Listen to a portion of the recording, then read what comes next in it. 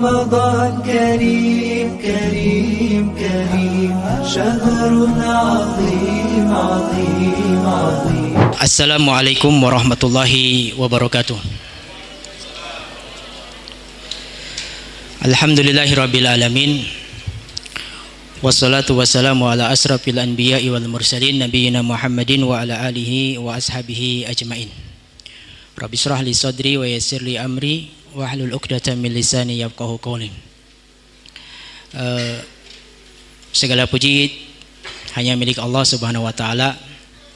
Alhamdulillah, di malam hari ini kembali kita bisa sama-sama hadir ke masjid yang kita cintai untuk sama-sama menunaikan ibadah salat isya berjamaah. Kemudian kita lanjutkan dengan salat tarawih insyaallah. Ma'asyiral muslimin rahimani wa rahimakumullah. Kalau kita lihat di dalam Al-Quran itu ada beberapa bentuk panggilan. Ada beberapa bentuk panggilan Allah kepada para hambanya. Yang pertama misalnya panggilan dengan menggunakan diksi universal atau umum, global. Seperti firman Allah, ya ayyuhan nas, atau ya ayyuhal insan.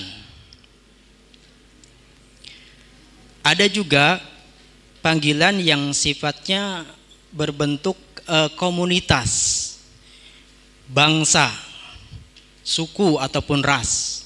Contohnya adalah ya Bani Israel. Ada juga panggilan yang sifatnya langsung ke personal, langsung ke individual.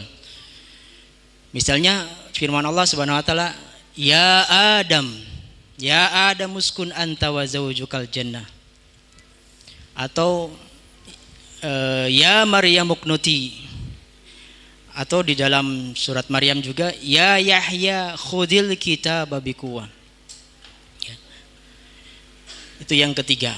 Yang keempat, ada juga panggilan yang sifatnya kehinaan. Ya. Diksi yang ingin menjatuhkan, menghinakan. Contoh misalnya, ya ayyuhalladzina kafaru.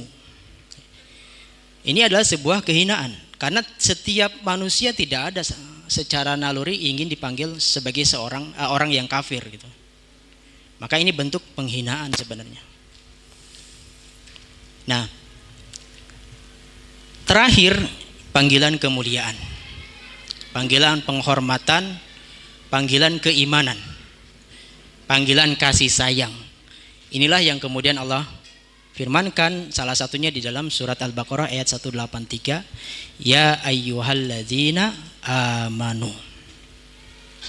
Jadi setiap panggilan dengan berbagai bentuk tadi, dengan berbagai diksi tadi, tentu di sana ada hikmah, ada pelajaran yang disebutkan oleh beberapa para ahli tafsir.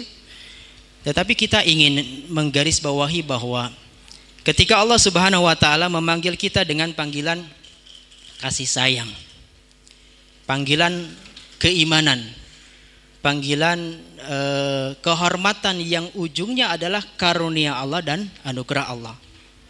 Demikian juga panggilan kekafiran, ya ayyuhalladzina kafaru, yang ujungnya nanti adalah sifatnya ancaman, hardikan, dan kecaman misalnya. Maka hal ini misalnya bisa kita ambil perumpamaan. Ada seseorang atau seorang ayah memanggil anaknya, ya. Sini siapa yang namanya nggak ada, yang jarang dipakai lah namanya, misalnya siapa ya? Otong. Otong ada ya, nama Otong? Nggak ada ya? Atau takutnya ada Bakwan ya misalnya, biar nggak ada yang tersinggung. Bakwan, sini Bakwan, cepetan. Jangan lama-lama, cepetan. Lama banget. Kira-kira ayah itu mau ngasih hadiah atau mau ngasih hukuman?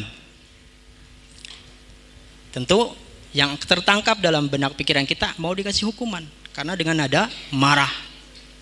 Ya. Berbeda dengan misalnya seorang ayah atau seorang ibu manggilnya dengan na, sini na. Bakwan, sini sayang, nah, misalnya. Namanya contohnya bakwan ya. Nah, kemudian apa yang akan diberikan oleh seorang ayah atau seorang ibu tadi? Biasanya akan diberikan apresiasi ataupun hadiah. Ya. Demikian juga ketika Allah Subhanahu wa taala mengatakan ya ayyuhalladzina amanu. Kata para ulama, perhatikan kalimat sesudah kalimat amanu itu, nidaur rahman li ahlil iman itu, perhatikan kalimat sesudahnya apa? Kutiba alaikumus syiyam. Loh, telah diwajibkan kepada kalian ibadah syiyam. Loh, katanya panggilan kasih sayang, panggilan rahmat, ya, panggilan kemuliaan, kok ujung-ujungnya dikasih beban? Tidak boleh makan dari dari terbit fajar sampai maghrib. Bukankah ini sebuah beban? Ya. Mana hadiahnya gitu kan? Nah, kita ambil lagi ilustrasi lain ke orang tua tadi. Si bakwan ini misalnya besok mau ujian kenaikan kelas atau ujian kejuaraan apalah gitu misalnya. Kira-kira orang tuanya akan membiarkan dia main game seharian full atau suruh belajar? Maka jawabannya adalah apa? Sidik. Salah. Ya main game lah, orang tak pertandingannya adalah pertandingan game. Ini contoh ya. Tentu adalah akan disuruh belajar, ya, karena kenaikan kelas. Apakah beban belajar itu bentuk ingin memberikan kesulitan kepada anak tersebut? Tentu saja tidak. Beban itu adalah beban yang lahir dari kasih sayang seorang orang tua kepada anaknya. Demikian juga Allah Subhanahu wa taala jauh lebih besar dari apa yang dirasakan ataupun yang diberikan oleh seorang tua kepada anaknya. Rahmat Allah, anugerah Allah, kasih sayang Allah jauh lebih besar karena Allah mewajibkan kepada para hambanya ibadah puasa itu. Endingnya apa? Supaya kalian menjadi hamba-hamba yang bertakwa, yang dengannya semua hamba-hamba tersebut diharapkan bisa masuk surganya Allah Subhanahu wa taala. Ma'asyiral muslimin rahimani wa rahimakumullah. Ini kalau kita menggunakan logika, akal berpikir, ya. Dan kalimat iman yang ada dalam ayat tersebut sejatinya banyak sekali berbicara di luar logika manusia, di luar nalar manusia. Salah satu contoh misalnya firman Allah Subhanahu wa taala di dalam ayat tersebut, ya ayyuhalladzina amanu kutiba alaikumusiyam. Kita perhatikan bagaimana sejarah Al-Qur'an, syariat puasa ini turun. Ya. Kita ketahui bahwa sungguhnya ada 4 syariat yang sangat mulia yang Allah turunkan di tahun kedua Hijriah. Ya, ketika Nabi Muhammad SAW sudah hijrah ke kota Madinah, di tahun kedua Hijriah itu ada 4 syariat yang mulia dan itu turun secara beriringan, secara berurutan. Nah, kenapa nggak di tahun 1 Hijriah? Karena di tahun 1 Hijriah itu adalah bagaimana Nabi Muhammad SAW memperkokoh SDM-nya, SDM para sahabat. Bagaimana kemudian memperkuat setelah dibina selama 13 tahun dari kota Mekah, di kota Mekah. Kemudian hijrah ke kota Madinah tahun pertama Hijriah, maka Rasul perkokoh lagi itu SDM para sahabatnya. Disitulah kemudian pertama kali dibangun masjid untuk memperkuat keimanan. Kemudian ada syariat turunnya azan. Kemudian yang sangat luar biasa juga adalah mempersaudarakan antara muhajirin dan ansar di tahun pertama Hijriah itu. Itulah sebabnya Imam Ibnu Abil Is mengatakan wa fihi akha asraful akhyari bainal muhajirin wal ansar. Di tahun itulah, tahun pertama Hijriah, Nabi Muhammad SAW mempersaudarakan antara muhajirin dan ansar. Ma'asyiral muslimin rahimani wa rahimakumullah. Maka itulah yang dilakukan oleh Rasulullah di tahun pertama. Di tahun kedua Hijriahnya baru turun tuh syariat-syariat yang mulia. Pertama syariat perubahan arah kiblat. perubahan arah kiblat ini di tahun kedua Hijriah, yaitu ketika Nabi Muhammad SAW dan para sahabatnya sedang melakukan perjalanan di sebuah kampung, ya, kemudian tiba-tiba di rakaat yang kedua terakhir salat zuhur, ya, itu turunlah syariat perubahan arah kiblat itu, sehingga masjid yang para sahabat dan Rasulullah salat di situ disebut dengan Masjid Kiblatain. Ya, tahukah para hadirin semua tahun berapa itu atau bulan apa itu? Itu bulan Rajab. Turun di bulan Rajab. Nah, ketika syariat perubahan arah kiblat itu turun, bagaimana respon orang-orang Yahudi? Orang-orang Yahudi itu merespon dengan respon yang kecaman, kritikan, berisik pokoknya, seperti netizen hari ini lah misalnya. Lihat apa yang dilakukan oleh kaum muslimin hari ini. Mereka nggak jelas sholatnya. Pertama mereka sholat menghadap arah Baitul Maqdis. Sekarang berubah menjadi ke arah Ka'bah. Tidak konsisten, inkonsisten katanya. Berubah-ubah. Coba perhatikan, mana yang benar? Apakah ke Baitul Maqdis atau ke Ka'bah kata mereka? Kalau memang yang benar adalah ke arah Ka'bah, berarti selama 16 bulan kaum muslimin di kota Madinah salatnya telah keliru besar karena menghadap Baitul Maqdis. Tetapi jika yang benar adalah Baitul Maqdis, maka hari ini kaum muslimin salatnya telah tersesat karena berubah menjadi arah kiblat. Logika dimainkan oleh mereka. Apa jawaban para sahabat pada saat itu? Para sahabat tidak menjawabnya dengan logika, karena itu tidak butuh dengan logika. Tidak butuh jawaban logika, tetapi hanya butuh dijawab dengan keimanan. Kata mereka, kullun min indina, semua itu dari Rabb kami. Mau ke arah Baitul Maqdis, mau ke arah Ka'bah, semuanya adalah perintah Allah. Apakah orang-orang Yahudi terima dengan jawaban itu? Mereka tidak terima. Kenapa demikian? Karena tidak masuk logika mereka. Jawabannya tidak masuk pikiran mereka. Sehingga mereka tetap tidak menerima kebenaran tersebut. Tetapi para sahabat menjawabnya cukup dengan keimanan, karena memang disitulah pentingnya keimanan, dan tidak semua iman itu bisa diukur dengan logika. Itulah sebabnya Imam Ali bin Abi Thalib mengatakan, lau kana dinu birra'yi lakana asfalul khuffi aula bil mashi min a'lah. Kalau misalnya akal itu dengan logika, maka mengusap sepatu ketika berwudu itu bagian bawahnya tentu lebih utama daripada bagian atasnya.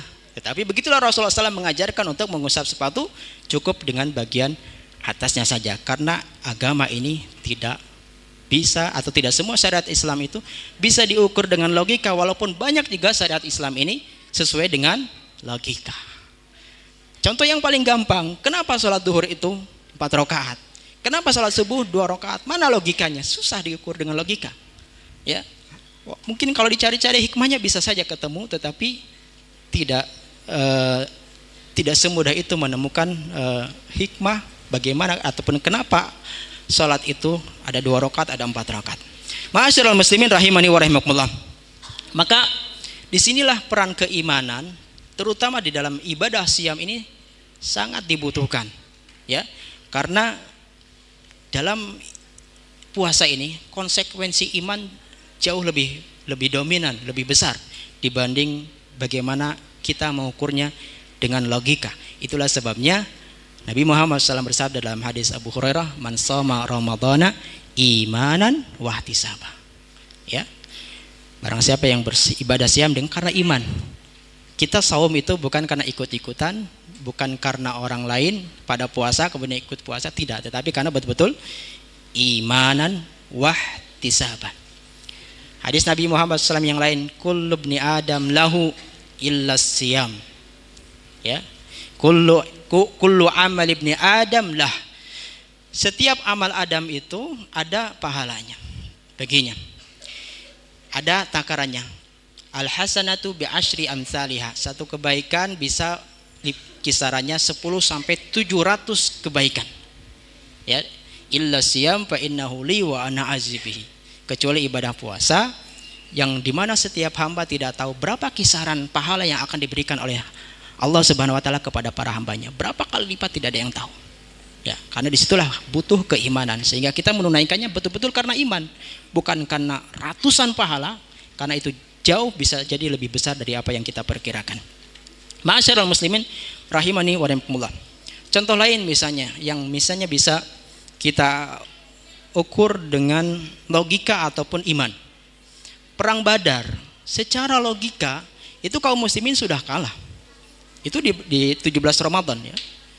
Karena 3 kali lipat jumlahnya sudah kalah dibanding musuh, 300 melawan 1000.